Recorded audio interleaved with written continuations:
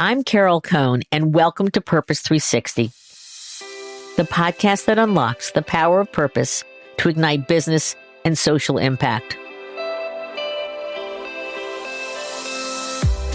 The next series of Purpose 360 episodes were taped in person on site at the One Young World Summit that was held in Montreal this year. For those of you who are not familiar with One Young World, I hope that these conversations will get you very, very excited to follow them online because they are making terrific impact around the globe.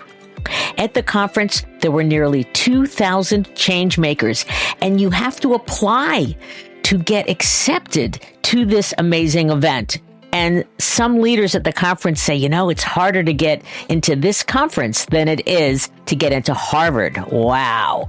The young ambassadors represented 190 countries, and you should think of this like the Olympics for change making. Also in attendance were leaders across the board around the world. Think older individuals like myself who have worked in the field for so many years, helping to make change.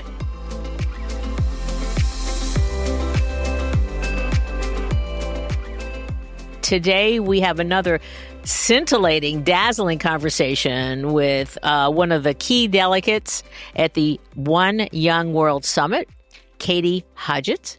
And Katie, welcome to the show. Thank you for having me, and hello, listeners. Oh, thank you so much. That's so nice. Just talk about, it's your first time here. Yes. With One Young World. Yes. And so how did you find out about it? How's the summit been? Just a little bit of background. I found out about it because it's a big deal. Yeah, I've seen so many people attend. I've seen clips from amazing speeches. And this year, I've been lucky enough to come with the Zurich Foundation as a scholar. Oh, nice. Yeah, and it's been amazing. It's surpassed all my expectations. So let's talk about your social impact. Let's do it. All right. So why don't you talk about how you got into your focus and what your focus is? So my focus is climate change. And when I was growing up, I don't know about you, but I was always given the image of the polar bear on the melting ice cap. And it didn't really do anything for me. I do love animals, but the polar bear didn't do too much in my heart. And then I started learning that actually climate change is not just about animals and biodiversity, but it's a very human and political subject matter.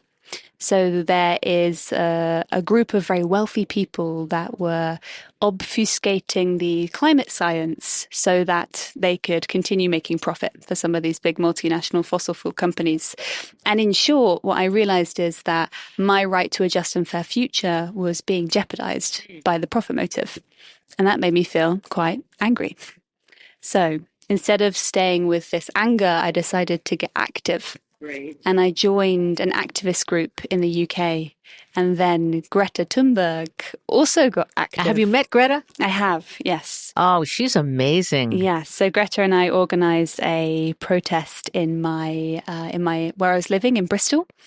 And we organized it in 5 days. And there are about 5 of us organizing it for 30,000 people. Fantastic. How long ago was that? That was in 2020. So 2020, so it was a week before the pandemic. Oh my gosh. Okay. Good timing. Yeah. Yeah. Better than after when it was closed down. Okay. Yeah. So we had this huge amount of energy and inspiration from this 30,000 person strong march.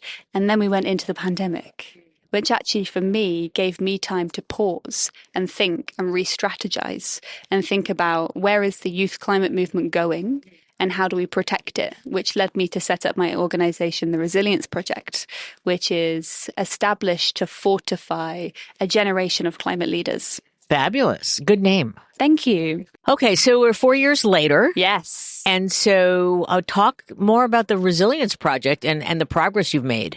My experience in the youth movement, so in my early 20s, was a phenomenal one. However, there is a darker side to youth climate activism, which is that these young people who are being activated feel the burden and the pressure to be the generation to fix it. So consistently, I was being told that I was inspiring by adults. And whilst that was really positive affirmation, it added another layer of pressure onto me that I thought, well, as well as studies, as well as working, I also need to save the planet. Okay. A lot of pressure. So there was a huge amount of burnout that happened in the movement, and climate anxiety and poor mental health. And of the young leaders that I was organizing with, we were a group of 8, and 7 of them were medicated.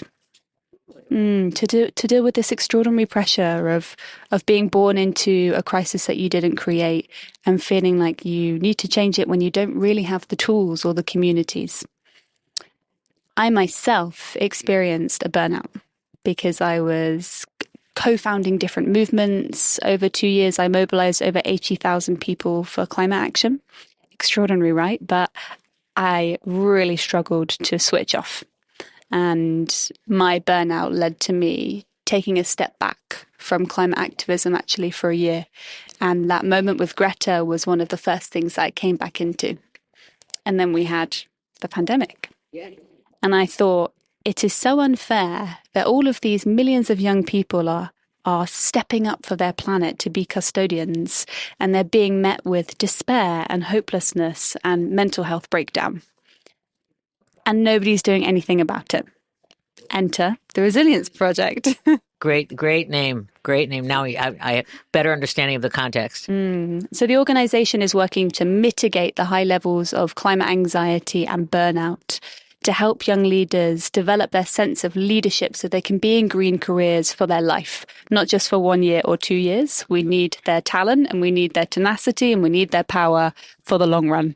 So let's get specific about the Resilience Project, because it sounds like you've been so thoughtful about how it's been organized and then your actions. Because I know it's not just, well, feel better. It's not a light touch. Absolutely not. Over 4 years, I've been working with climate psychologists and leaders from around the world to develop something that we call the climate activation model. So it's a community-led and peer support approach. It's one of the only ones of its kind. And it is working to reduce climate anxiety, increase feelings of belonging, and tackle the simultaneous mental health crisis that we face. That's wonderful. So how do people find you and how are they engaging with you? And there's all of those elements you've talked about are really important. Is the mental health, being activated and utilized stronger than some of the other areas? I'm just curious about how it's manifesting itself. How we work is that we operate a train the trainer model. So each year I bring together international leaders and I train them to deliver our climate activation model to their movements, to their localities, or around shared lived experience. So we have a co-design principle so that people are delivering what we call a resilience circle, this 8-week model, for other young people around them, bespoke to their community needs. What we're finding is that the summer camp, we just ran one a month ago, and we found that 100% of our participants described it as life-changing. 100%. Yeah. And we've had life-changing results since the beginning, since our pilot in 2020. This word life-changing keeps coming up. So this year, we're working with Stanford University and Imperial College London, and they're evaluating our climate activation model to understand what exactly is it that is changing people's lives. Oh, that's fantastic. When will those results be in? That will be in Q2 of 2025. Yeah. So there are circles happening now around the world. We've got some in East Africa, across Europe as well, and in the UK. And they're currently being evaluated for the purposes of the research next year. Is the mental health issues, the climate anxiety, is it different in different regions of the world? It's an interesting question. The most recent data, because it's still a very new topic, but the most recent data surveyed 10,000 youth across the world, and they found that climate anxiety was impacting daily functioning at higher rates in countries that will be more impacted by climate change. So mostly countries in the global south, or MAPA countries, which stands for most affected peoples and areas. But globally, the picture is that 84% of 16 to 25-year-olds are experiencing climate anxiety. So there's nothing soft about mental health here when you look at the stats. And how about the crossover with just social media and Instagram and Pinterest and TikTok? And I assume that's exacerbating the situation. The question that keeps me up at night is what is happening with my generation's mental health? We exist in a polycrisis. So it's not just a climate crisis, it is a cost of living crisis, it is humanitarian crises, we're witnessing genocide. And we have social media, which gives us a view to that at all times, all whilst making us feel like a tiny individual, making us feel far more lonely. So the best term I've heard to describe what is going on is something called the degradation of the soul. The degradation of the soul. Powerful, right? Very. So if we take the diagnosis here as the degradation of the soul, perhaps that's why our work has been so life-changing, is that we're offering these spaces of belonging for people to connect and feel seen and heard and understood, which is essentially a core human need that all of us need, not just climate activists. Fascinating. So I'm curious, now when you have your workshops, are they all face-to-face or some of them virtual? How are you dealing with that? So we do in person and we do online. So currently we have these 8-week online programs. And it's really interesting because having an international group of young people, you might think, oh, their experience is too different for there to be meaningful dialogue. What someone on the Niger Delta is facing is so different to what someone in Montreal is facing. But actually, the commonality between these young people is this sense of helplessness and this sense of loneliness. So actually, the social connectedness of bringing people together, we find far more psychological and emotional similarities rather than differences. And then how does it manifest itself on an ongoing basis? So they've gone through your workshops, but then what happens? So our climate activation model and the resilience circles that we build are built to become sustainable. So they go through a 10-week program that is led by youth for youth. And then they are encouraged and trained to keep their circle running. And the reason why it's really important that they're self-sustaining is because the next time there is a wildfire or an extreme weather event, you might forget that acronym that you learned in a workshop, or you might forget that one podcast that you heard that was inspiring, but what you won't forget is the person who is there to support you. So whilst we can't change climate change or the climate crisis tomorrow, we can protect ourselves and each other from the trauma of being alone with it. Brilliant. Was there a moment in time that all of a sudden you had this great aha that you really wanted to create the Resilience Project? I love community of care, resilience circles. I mean, brilliant. Was there like something that happened? So when I burnt out when I was 23, I had some therapeutic support.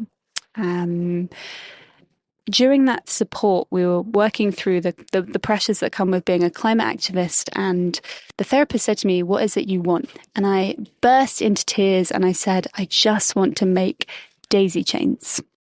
Daisy chains. And it was at that point when I realized that I'd been speaking at international conferences like COP. I'd been essentially trying to be a mini politician because I felt like my politicians weren't doing enough. And I'd foregone my sense of innocence and joy and youth to become this adult far before my time, which is what so many young people are going through at the moment. And it was that moment when I thought, why is there not an organization which is protecting the innocence and play and joy of young people who should just be in the parks playing with daisies? You know, I've been working in the scene of burnout now for a really long time. And one thing I've learned is that often the body is the most reliable narrator. It's the mind that will say, I can keep going. I can keep working for this other person. Everything's fine. I have more to do. And naturally, it's the body that comes alive and pulls you over to the side of the road and cries, or pulls out from nowhere this idea that you want to make daisy chains. And actually listening to the body can be some of the most helpful ways to mitigate burnout.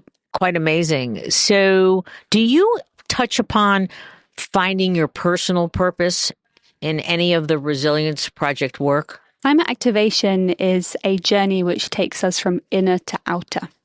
So climate activism has become a bit of a dirty word. It's become synonymous with people being very disruptive and honestly in the UK gluing themselves to things. But actually we still need action and we still need activists. So climate activation actually is a journey where we start to understand why we want to do what we're doing, what we want to do. We then move into understanding the narratives that exist within us, which might contribute to burnout, which might contribute to feelings of imposter syndrome. The next layer is building a strong community of care. And then the final layer is taking action. And we posit that after you've been on this inner journey, the action that you design will be underscored by imagination, community, connection, togetherness, which is absolutely the action that we need to see rather than action that's being forged in disconnection. As part of the climate activation model, the first step is really to understand who we are as humans, not just as changemakers, not just as our job title, but actually what drives us. What is our sustainable fuel to keep us going for our careers? Our sustainable fuel. Oh, personal purpose, sustainable fuel. That's great. What was your fuel? My fuel was anger. And I noticed that the fuel of many young people around me is anger. And you can see that by looking at people's Instagram bios. And you will see that it is anti this, anti that. Interesting. And actually, anger really has its place. I'm a huge proponent of anger. You probably won't tell by my soft, calm voice, but I am deeply angry about many things. But actually, a much more sustainable fuel to keep you going for longer is love. And it sounds simple and it sounds wishy-washy. What sort of message, if we can get you, if you were on that main stage tomorrow, what messages would you want to leave to these over 2,000 change makers from over 190 countries around the globe? I have been so fortunate in my 20s to work with hundreds and hundreds and hundreds of change makers internationally and hear their stories and be trusted with their stories. And whilst the words differ and the impact areas differ, they might say that they feel climate anxiety here. They might say that they feel stressed over here. Underneath all of that, what I witness across the board is a sense of loneliness, which is only being exacerbated by social media and the age of individualism. Do not underestimate the power of social connectedness, of showing up authentically as your human self, not just your title, in forging connections to feel more of a sense of togetherness. Because ultimately, egos aside, this is a team sport, not just generation to generation, but age to age. We need more togetherness. And where it starts is vulnerability, and perhaps the vulnerability to say, actually, I am feeling quite lonely. Let's do something together. Fabulous. And how about to the older generations, my generations, potential partners that might help to scale your work? What message would you want to give to them about joining in, being aware and then joining in? Here's my unpopular opinion to older generations, particularly to people of power. What I wish for you is I wish for you to have more climate anxiety. Because more climate anxiety in people in positions of power will result in less climate anxiety for my generation. Because more climate anxiety will result in meaningful climate action. So I want you to be engaged, not just with the shiny stuff, the One Young World stuff, but the hard stuff. Look at the trajectories, look at the science. Then come to young people honestly and don't deflect the responsibility to us. But actually what we want is we want your kinship. We want your companionship. We want you to say, yeah, I'm scared too, but let's look at this together. Because again, togetherness. Together, we can really, really make the impact. Super. Thank you, Katie. This was an amazing conversation. I really appreciate your time. I've loved it.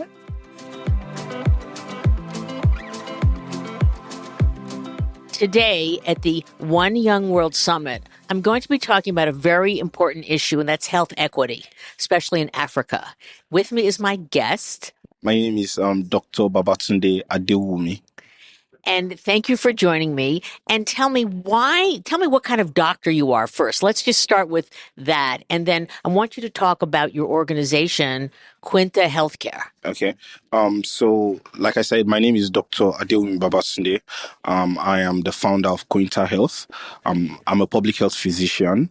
I have a master's in public health, and I'm also a senior registrar in public health. So basically, I work around prevention. That's what we do to make public health easier to explain. Public health is just basically about preventing diseases and ensuring that people have good health and well-being. And I'm curious, why did you pursue this as your career? From my med school days, I have always wanted to make impact on a broad scale. I find sitting down in the hospital and seeing just a patient quite boring. So I like to go into the community and ensure that I impact lives on a large scale, to work on the community rather than individuals. And you are where in Nigeria? I currently work with the Federal Medical Center, Abeokuta, in Ogun State. Okay. And so you're at the summit, and it's your first time at the summit. And I asked you what it was like, and you said, incredible, amazing. So why don't you share with our listeners why you came and the kind of conversations that you're having?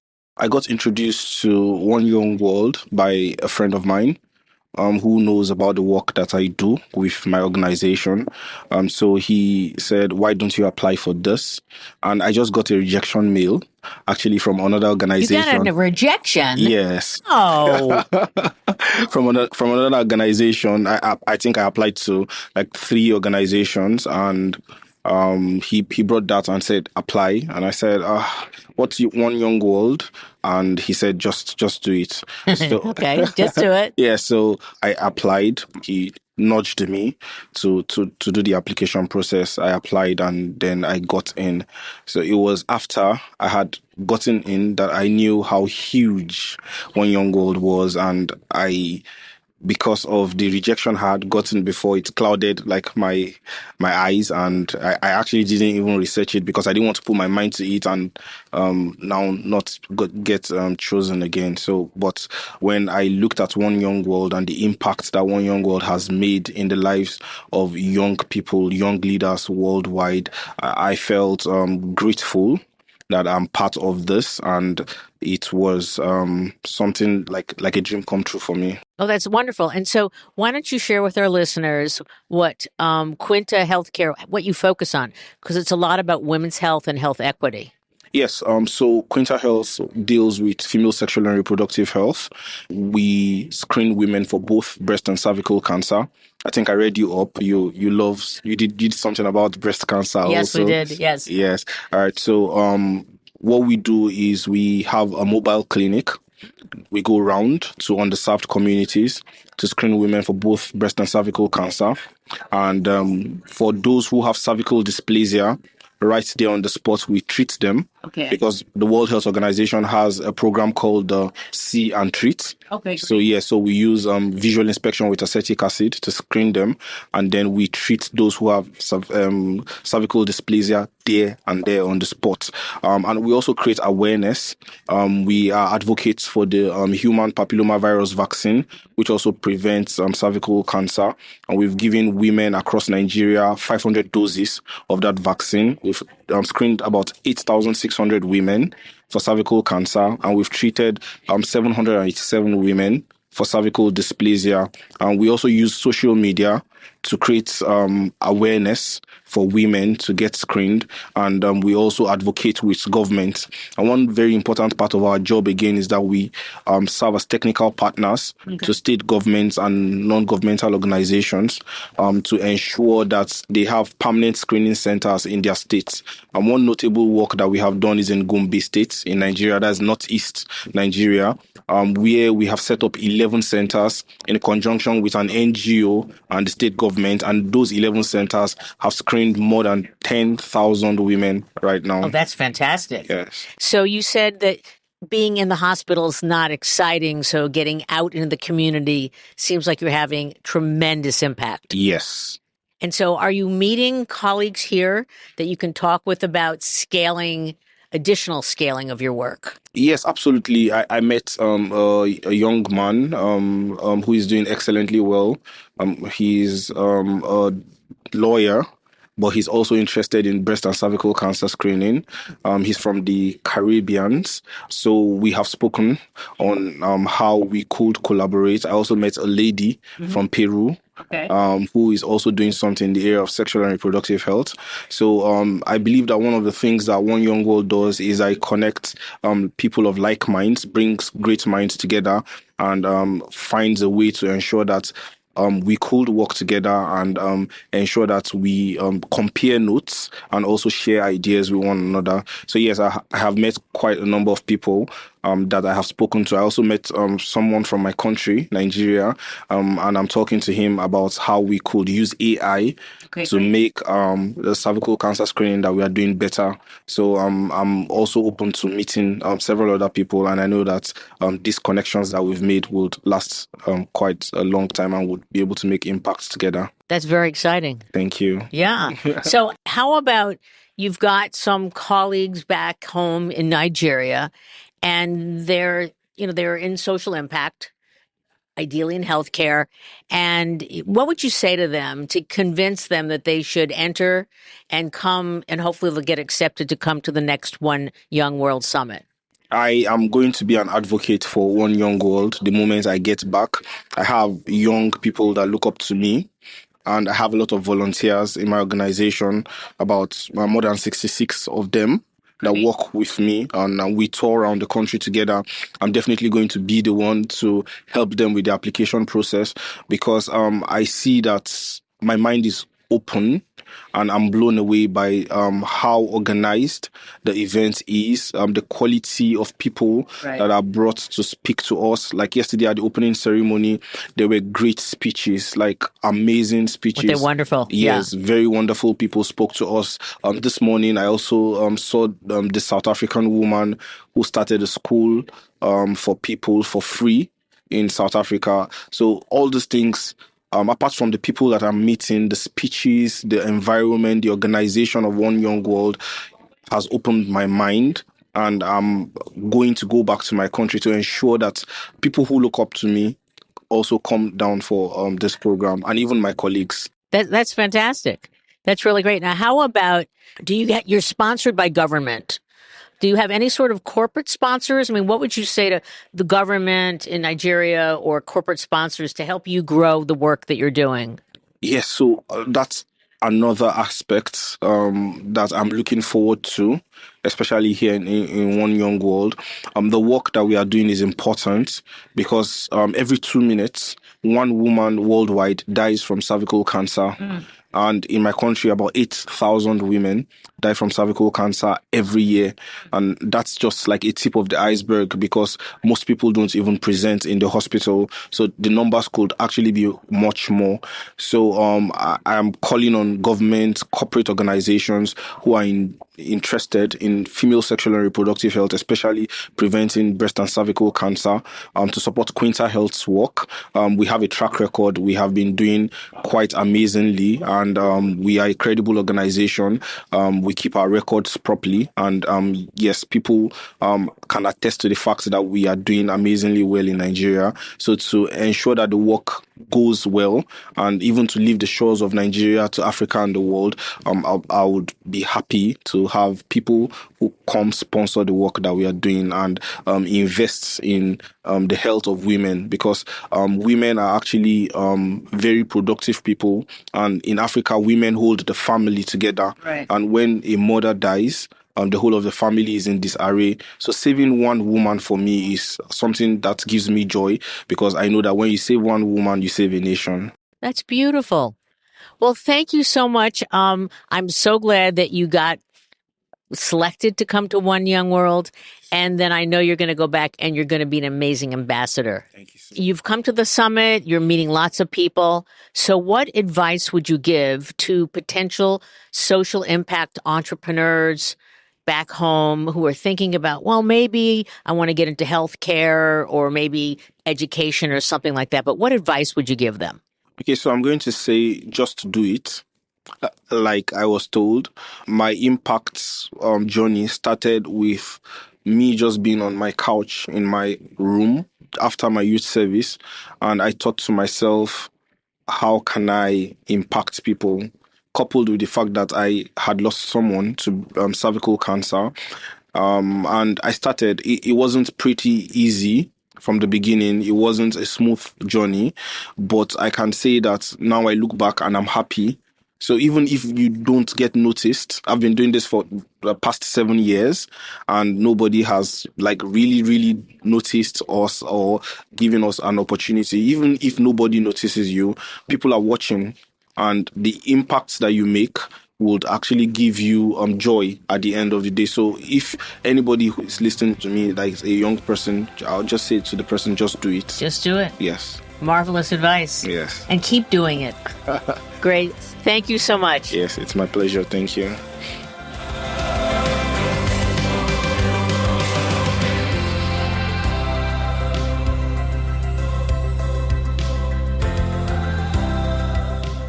This podcast was brought to you by some amazing people, and I'd love to thank them.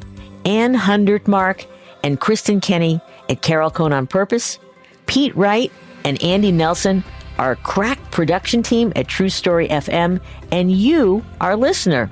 Please rate and rank us, because we really want to be as high as possible as one of the top business podcasts available, so that we can continue exploring together the importance and the activation of authentic purpose. Thanks so much for listening.